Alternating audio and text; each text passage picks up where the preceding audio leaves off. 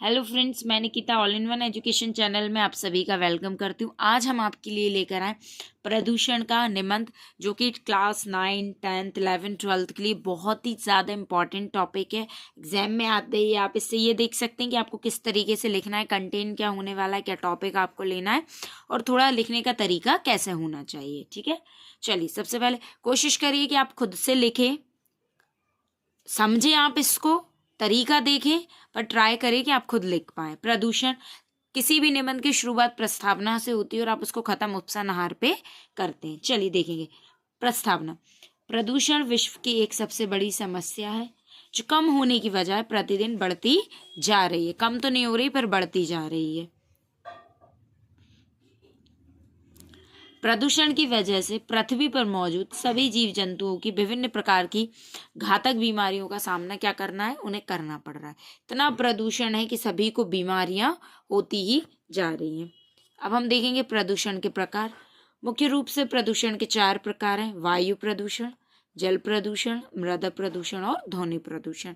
कोशिश करें कि वायु प्रदूषण, जल प्रदूषण लिखे। कुछ बच्चे वायु, जल, मृदा और ध्वनि प्रदूषण लिखते, तो आप साथ में प्रदूषण लगाइए, अच्छा लगेगा।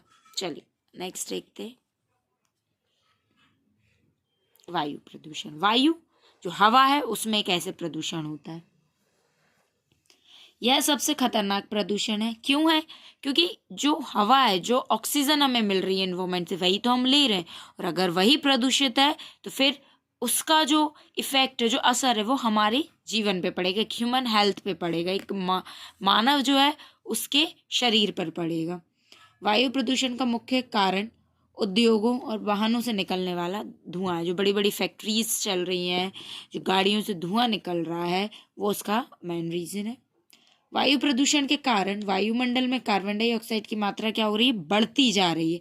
ह्यूमन को ऑक्सीजन चाहिए, बट बढ़ क्या रहा है, कार्बन डाइऑक्साइड।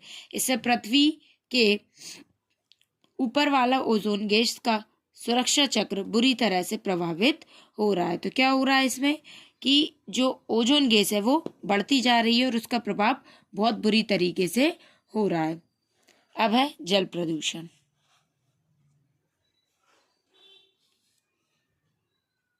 जल प्रदूषण उद्योगों और घरों से निकलने वाला कचरा कई बार नालियों या नदियों या में बह दिया जाता है। तो इससे क्या होता है, प्रदूषण होता है। रहने में चीज़ें शुद्ध रह सकती हैं, लेकिन हम उनमें कचरा डाल के, हम उनमें इतनी गंदगी कर देते हैं कि वो भर जाती हैं, बिल्कुल पूरी क्या हो जाती है, गंदी हो जाती है। तो जिससे जल प्रदूषित हो जाता है।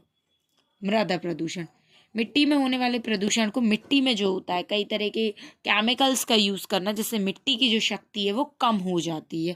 बहुत से बच्चों को इसमें कन्फ्यूज़न रहता है। आप इसमें नॉर्मल लिख सकते हैं कि मिट्टी में आजकल कई तरीके के केमिकल्स यूज़ किए जा रहे हैं, जिससे कि उसकी जो शक्ति है, उपजाऊ शक्ति है, वो क्या हो जाती है, कम हो जाती है। और इतना अत्यधिक पानी देने से उसकी जो ऊपरी परत है वो छट जाती है, तो मिट्टी की जो उर्वरक शक्ति है या मिट्टी की जो शक्ति है वो कम हो जाती है। यह मुख्यतः खेती पे अत्यधिक कीटनाशक, वही बात आ गई, केमिकल्स का उपयोग करने या ऐसे पदार्थ जिसे मृदा में नहीं होना चाहिए उसके मिलने पर होता है। ऐसी चीज़ें जो मिट्टी में नहीं मिलना चाहिए लेकिन अगर मिल रही हैं तो उससे क्या होगा, प्रदूषण होगा। ध्वनि प्रदूषण। ध्वनि प्रदूषण किसी भी प्रकार के अनुपयोगी ध्वनि को कहते हैं। जो शोर है उससे हम ध्वनि प्रदूषण से जान सकते हैं। इस प्रदूषण से मानव और जीव जंतुओं को परेशानियां होती हैं। आजकल हम देख रहे हैं कारखानों का जो शोर है, मशीनों की आवाज़, यातायात का जो शोर है, मोटर गाड़ियां जो चल रही हैं उनमें बहुत आवाज़ आ रही, लाउड स्पीकर चल रहे हैं, है ना। जो कर्ण भेदक यानी कानों को परेशानी देने वाली जो चीज़ें हैं, ये अत्यधिक क्या कर रही हैं, ध्वनि प्रदूषण का कारण है, और ये इससे ये वाला प्रदूषण फैला रही है। अब इन प्रदूषण की बात हो गई तो अब हमें इन्हें सुधारना भी पड़ेगा, तो कुछ उपाय भी करना पड़ेंगे। क्या कर सकते हैं, इन्हें कम ही कर सकते हैं। प्रदूषण कम करने के लिए हमें लोगों में जागरूकता की पैदा करना चाहिए कि ये चीज़ गलत है, आप इसको कम करें। एटलीस्ट आप चीज़ों का उपयोग कम नहीं कर पाएंगे, वो ज़रूरी भी, लेकिन उसको एक सीमित मात्रा में करें। वनों के विनाश को रोकना चाहिए, ये तो हम बिल्कुल रोक सकते हैं। अत्यधिक पेड़ लगाने का हमारा एक दृढ़ निश्चय होना चाहिए। अधिक से अधिक पेड़ पौधे लगाने होंगे। वर्षा के जल को संचित करके उसका पुनः, जो पानी हमें मिल रहा है हम उसका उपयोग कैसे करें, उसको हम पहले स्टोर कर लें, उसे संचित कर लें, फिर दोबारा हम उसका उपयोग कर पाएँ। उपसनान। प्रदूषण एक बहुत गंभीर समस्या है, बहुत ज़्यादा। प्रदूषण कम करने के लिए हर व्यक्ति को अपने स्तर पर एक प्रयास करना चाहिए। आवश्यक है वो चीज़। हमारा कर्तव्य है कि हम प्रदूषण के खिलाफ अपना योगदान देकर पर्यावरण को सुरक्षित करें। तो ये हमारा हो गया पूरा। ऐसे आपने इसमें देखा होगा कि मैंने आपको बताया है कि किस तरीके से आपको एक निबंध को लिखना है,